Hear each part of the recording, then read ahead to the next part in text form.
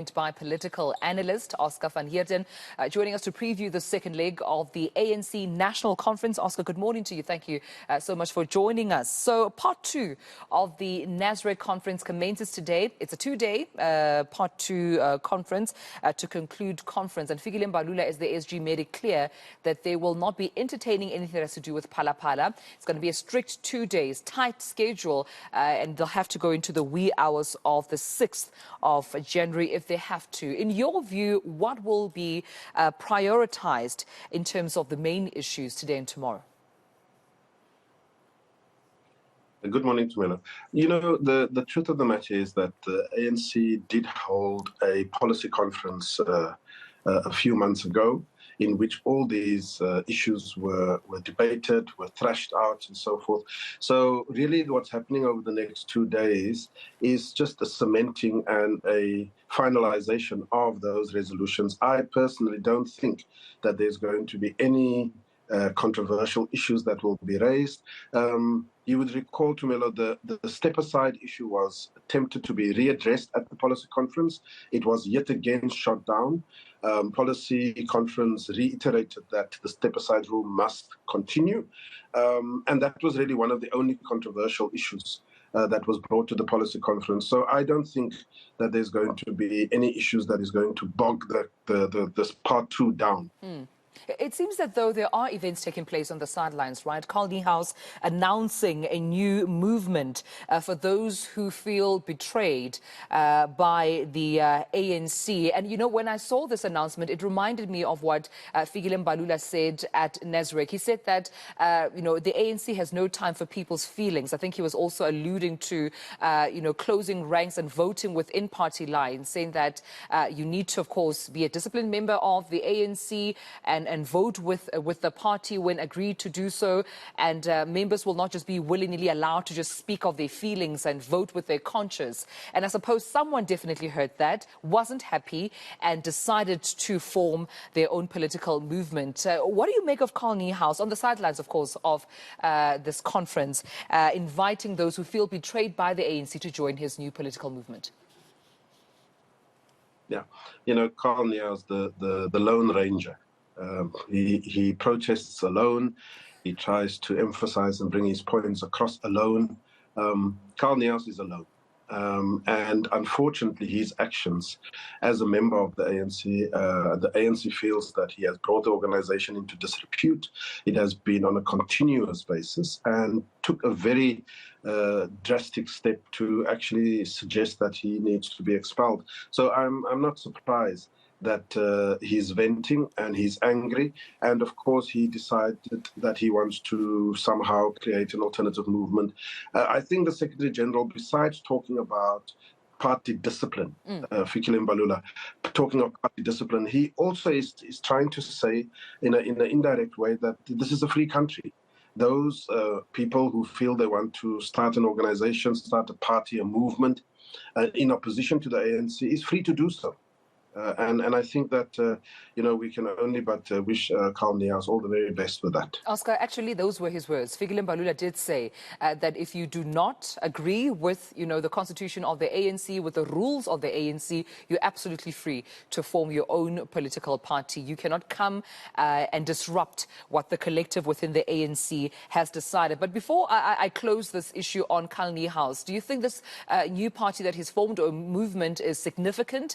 Is it one to not be underestimated? I mean, we did see some people obviously losing out of some key leadership positions, the top 7 out at Nasrec last year. Do you think that we might see some disgruntled people that have lost out of conference joining Carl Niehaus? Or, like you mentioned, being a lone ranger, he might just be alone within the movement?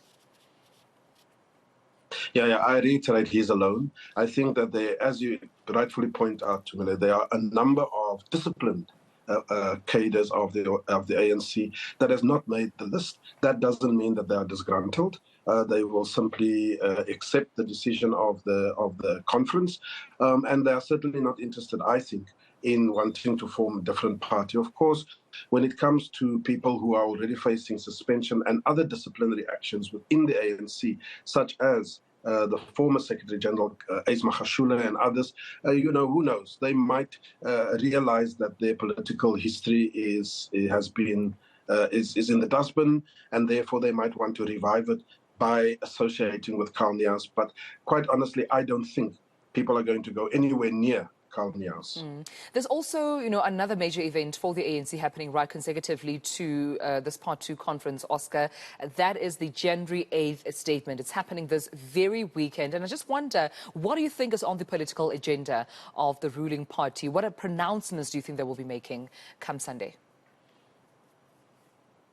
Well, I think that it would be remiss of the president of the ANC and certainly of the country to not address some of the key challenges that the country is facing now, one of which is, of course, the ongoing energy crisis, the ongoing crisis with Eskom. And dare I say, Tumelo, telling us that there's a crisis committee or a war room is simply not going to cut it. I think the people of South Africa want concrete solutions. They want to hear bold decisions. And if it means, it seems to me that what is required in South Africa is a temporary stopgap measure, whether it is the power ships, whether it is a different alternative, I do not know. But something very drastic will have to happen with the energy sector. And then, of course, people are concerned about crime. Contact crime and the rising crime stats.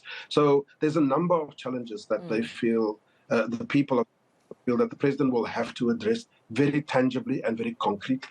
Yeah. In terms of the country's foreign policy, being that you're also an expert on international relations, Oscar, what could be of concern? What could be spoken about? And I'm just asking this because we know we still have an issue in South Africa of undocumented migrants. We know that has been a particular issue. Even South Africans themselves have raised, even, some international experts have also raised. Do you think that will come out at the January 8th statement? Yeah, I think there are three key issues that one could highlight with regards to the ANC's foreign policy. That is, of course, one, the issue of immigration, undocumented migrants. I think it's a very big concern. As you know, it has resulted into various xenophobic attacks, unacceptably so.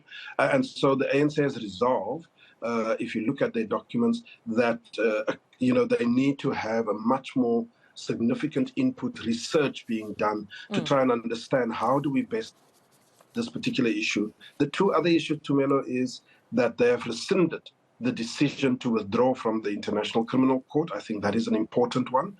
As you remember, there was a previous decision that South Africa should withdraw from the Rome Statute, and that is being rescinded. And lastly, they reiterated the point that they want to downgrade the status of the embassy in Israel. I think those are three of the key issues that will come to the fore. All right, we'll be keeping an eye on the January 8th statement and also on the Part 2 of the NASREC conference. But thank you so much, political analyst Oscar van Heerden. Thank you so much for joining us. Always a pleasure talking to you right here on the South African Morning. But with that,